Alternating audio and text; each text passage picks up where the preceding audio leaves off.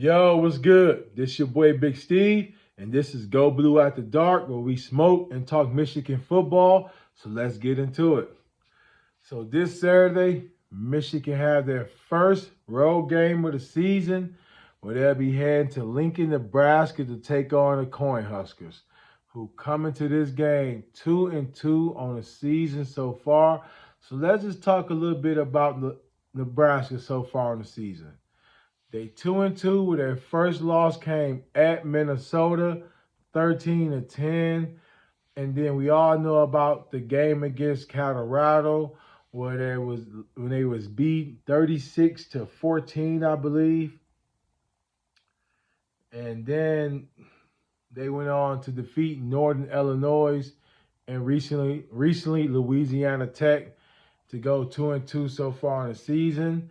And at the beginning of the season, Nebraska hired Matt Rule as their new head coach.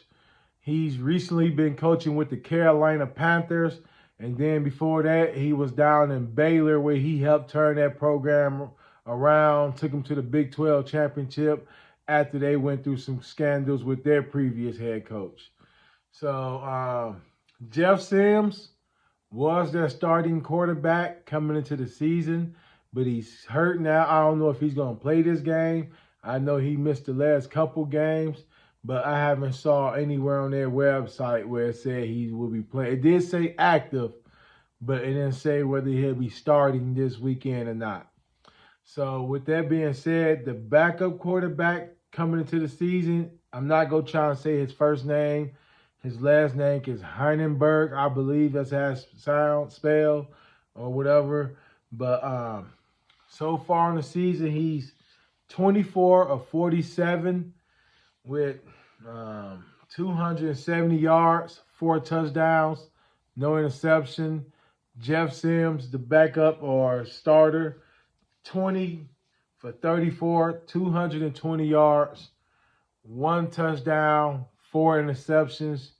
You can't really judge the stats between these two because Jeff his stats was going against Big Ten and Pac-12 Power 5 teams, where the last 2 games was against Northern Illinois and Louisiana Tech.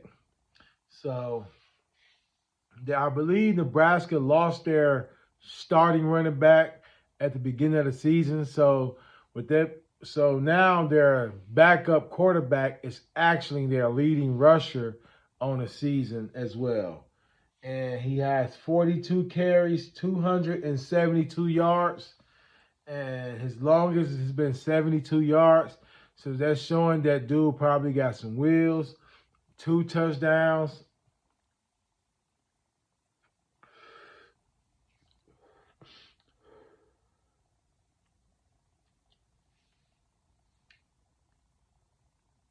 Anthony Grant is the leading running back, 38 carries, 208 yards, 2 touchdowns. Leading receiver, Billy Kemp, 13 catches, 132 yards, 1 touchdown. Alex Burdock, 5 catches, 103 yards, 1 touchdown as well. So with that being said, I feel that Michigan defense should have a very good game this game. I feel this is one of those games where they can come out and show their dominance and show that they're really the best defense in the nation. Because right now, I believe we number 1 on scoring defense, but the argument is going to be our competition hasn't been up to par.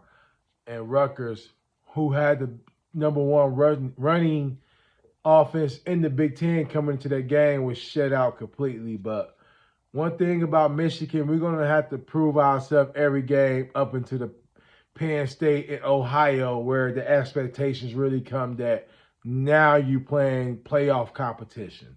So with Nebraska's offense, like I said, I don't know if Jeff Sims is going to play or not. You know, Matt Rule sometimes I feel some of these coaches get too much hype for doing something at a program. Then he went to Carolina and sucked. And now everybody think he's going to be the next Chip Kelly, where he's doing at UCLA and turn around Nebraska. I don't see it happening. They lost a major blow. Like I said, their starting quarterback is out. The star running back got hurt. And then their starting tight end, the transfer from LSU in Georgia, was caught breaking into a vape shop earlier, like right before the season start. And I'm pretty sure Matt Rule was, when he was coming up with offensive game plans coming into the season, that dude was a key factor. So they lost everybody at the main position. So defense should really eat this game. As far as the Michigan offense goes, I think everybody is wondering the same thing. How Donovan Edwards going to look. And me personally, I feel we should just keep him at receiver, give him about five, 6 carries at running back, just to keep him in the game plan. But let's see, can we get Khalil Mullins a couple of carries and let Donovan run some routes. If that means somebody's going to have to lose some snaps on the receiving, and so be it. But right now, Cornelius Johnson, a bona fide Michigan legend, but right now, he's a fifth-year senior for a reason. You know, he's really going to just get the tough catches through the middle, but he's not going to get the separation to where it becomes easy for JJ to throw some of these balls. You know, JJ has to do a better job on ball placement, but Cornelius Johnson is Cornelius Johnson. You know, one thing he could tell you, well, he got the Ohio game, bona fide legend, but other than that, the dude is not going to get more than a yard separation. He's going to make the tough catches. You know, fourth quarter, close game, I go with Cornelius Johnson over anybody in that receiving room. But right now, I just feel we got so much potential where we can see, Coach Harbaugh said that Darius Clemens is 100% go this week.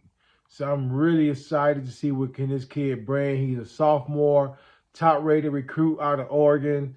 You know, we kind of got him from Oregon, and then that being that he came into this year not guaranteed the 1, 2, or 3 spot, by Cornelius coming back, that was an option for Oregon to probably reach out if they wanted him. You know, he's been dealing with some injuries now, so we'll see. But, man, I'm excited to see that. I hope Khalil Mullins can get – we know Blake is going to get his carries. We know Blake, 15 carries for Blake.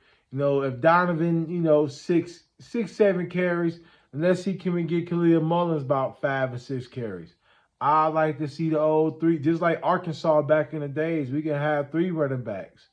One thing I noticed about Donovan right now, he's getting tackled a lot one-on-one. And what I saw from Khalil Mullins is when this dude he's running for contact. He's running to hit you first. He's not trying to shake you. He's not trying to go around you. Dude is trying to hit you. He got the TCU fumble right now staying in his name, but I'm really excited to see if he can get a couple more carries this game. So on offense, just keep it simple. Use the passing game to open the run. This is going to be a good D-line, probably the best D-line we went against so far. If you saw that Colorado game, they was really getting after Sanders that game. So